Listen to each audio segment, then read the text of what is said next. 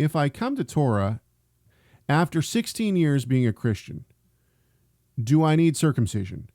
I am only part Jewish. Now, this is, so we've talked about circumcision, whether or not people should get circumcised, and our ideas on that. And what really caught my attention was, I am only part Jewish. So this goes back to covenant. First of all, was Abraham a Jew? He was part Jewish. No. No, I'm kidding. No, he wasn't. Quit screwing people up. Abraham wasn't Jewish. He was Gentile, okay? And did he get circumcised? Yes. I would like to know where in the scriptures it says that Jews are the ones to get circumcised. It doesn't exist. The idea that only Jews get circumcised, or you have to be ethnically Jewish in some way, or you have to convert and become, quote unquote, become a Jew to get circumcised, is a man-made idea that is not found anywhere in Scripture. And it's pushed very much within the Messianic movement today. If you want to be a part of us, you need to convert, you need to become Jewish, and then you need to get circumcised. It's impossible to be, I've said this many times, you can become Jewish as much as I can become Italian. You can't become Jewish. It doesn't work like that. So the idea that circumcision is only for Jews is a man-made conception. It's something that does not exist within Scripture.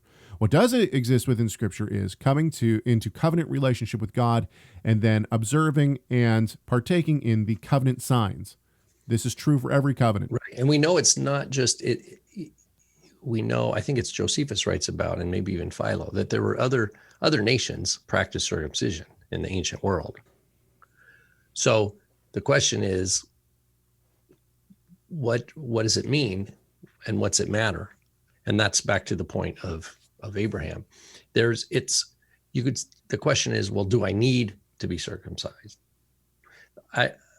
Need for what? In order to be saved? Yeah. Thank you. No. I mean, great. And that is exactly where the conversation needs to go. What need for what? Exactly. The question is, you need to examine your heart. Are you all in for love of God and keeping the commandments? And so the question is, why not? The issue that gets tangled up for people is when reading translations of, for example, Galatians or maybe Romans, where you had people who it looked like they were being forced. Well, in fact, there was a group, obviously, they were going around and compelling people, saying, you're not saved unless this, and using intimidation.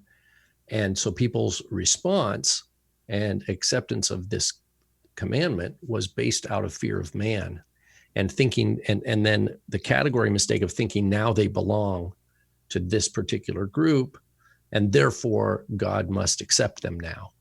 And that's so wrong. And that's why when Paul's talking about circumcision, he's just, roaring against these people who are falsely representing the gospel and the covenant promises. Make sure to subscribe to our YouTube channel by clicking the subscribe button and check out more videos from Messiah Matters.